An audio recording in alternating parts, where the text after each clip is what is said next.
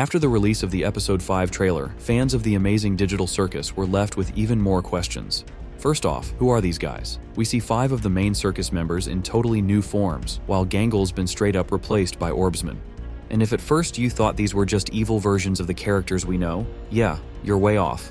Take a closer look. It's clear these are complete opposites of their usual selves. Zooble might seem unchanged at first, but if you remember the final scene of Episode 4, where she suddenly became super kind and understanding, something that was hinted at all the way back in Episode 2, then even she fits the opposite theme. We're used to Regatha being super positive and uplifting, but here, she's filled with rage. Same with Pomni. She's usually nervous and overwhelmed, but now she looks cold and aggressive. Jax, on the other hand, flipped the opposite way, from smug troublemaker to a Gangle-like wreck. And Gangle herself? Completely gone, swapped out for Orbsman. Now I've seen a few wild theories going around, like how Gangle was never real to begin with and was actually just an NPC, while Orbsman was a true original member of the digital world. Some even say that's why Kane keeps dragging him into different adventures, as Regatha once pointed out. But let's be real, that theory's pretty out there. As for Kinger, I don't even know where to start with him. But what is interesting to bring up again is that one moment from Episode 3, when Kane glitched out and everything around him spiraled into chaos. Maybe we'll see something like that glitch moment again in Episode 5, and that's what triggers all the sudden changes and rapid-fire adventures in a single episode. But the way that scene plays out almost feels like Kane just can't make up his mind, and that's why there are so many adventures at once. Still, if we're sticking to the theory that Kane is glitching out, why are we so sure these new characters are just NPCs? What if that kind of malfunction caused a full-on reality distortion? Like a portal open to another dimension? Yeah, sounds like a joke at first, but what if the amazing digital circus actually has a multiverse, and these strange versions of the cast are from an alternate reality within the digital world? That could explain why they look the way they do, total opposites of who we know. Or hey, maybe not.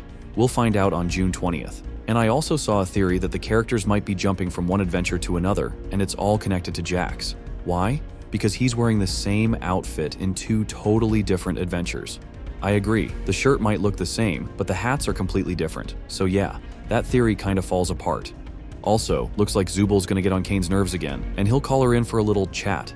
Regatha seems like she's gonna open up in a way that even surprises Jax.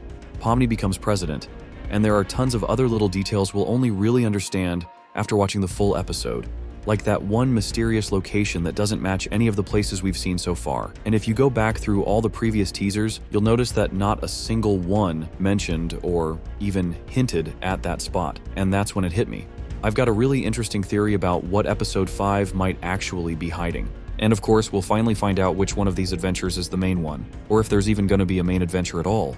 First, we gotta rewind to that old teaser where Kane shows off the baseball stadium idea, and since everything before followed that teaser order, it made total sense that Episode 5 would be about that. And since we didn't get any updates on the digital circus for a while, fans got even more sure the sports theme was legit, especially after the way Episode 4 started. You just wind your arm backwards in a big circle, release right at the bottom, and follow through. And when Goose dropped a shot from one of the scenes in Episode 5, most folks were like, yup, baseball's confirmed, because that room straight up looked like a locker area under a stadium.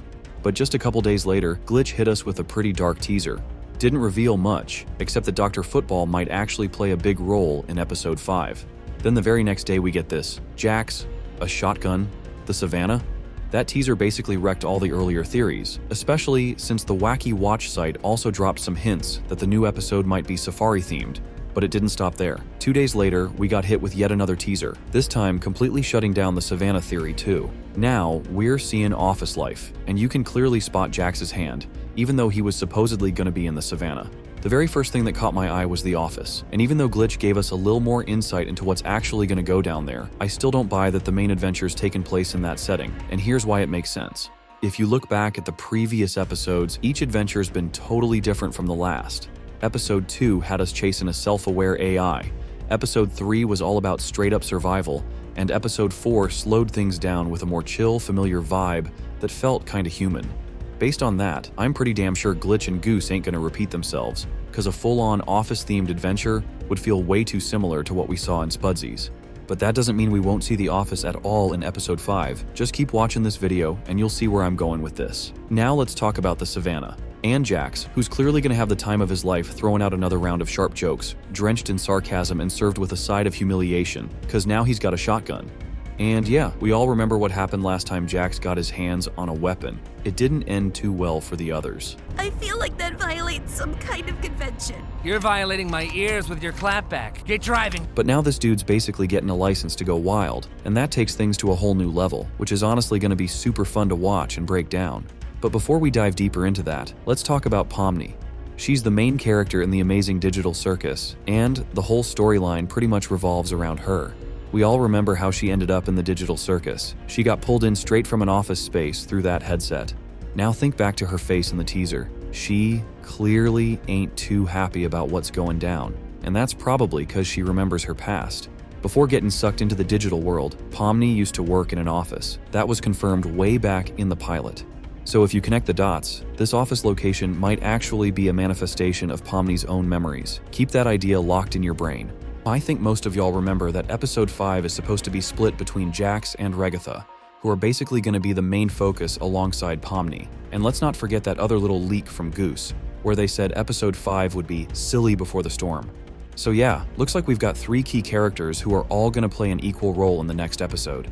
But trust me, this is just the beginning of the main theory about episode 5's plot and the real mystery behind what adventure we're actually in for. And to really get into it, we gotta go back to the very first teaser glitch dropped for episode 5. Yeah, that weird kind of cryptic image that didn't make much sense at first, but there's one detail that totally stands out. That strange glowing light behind the characters. To me, that glow's gotta be the teleport we've seen pop up in earlier episodes, the thing that zaps the characters into their next adventure, and I'm pretty sure the starting point's gonna be that office, where they'll find clues leading to an even bigger mystery, which I'll definitely spill more on later. After the office, our crew heads to the savannah, where more answers will be waiting for them about that big question. And it's not hard to guess the next stop is the baseball stadium, wrapping up the whole search. So yeah, all 3 locations are going to be part of this massive adventure, which ultimately brings everyone back to the digital circus grounds, and that's when the real fun begins. Just to remind you, that's the whole point of episode 5, and now we're ready to dive into the main part of this adventure.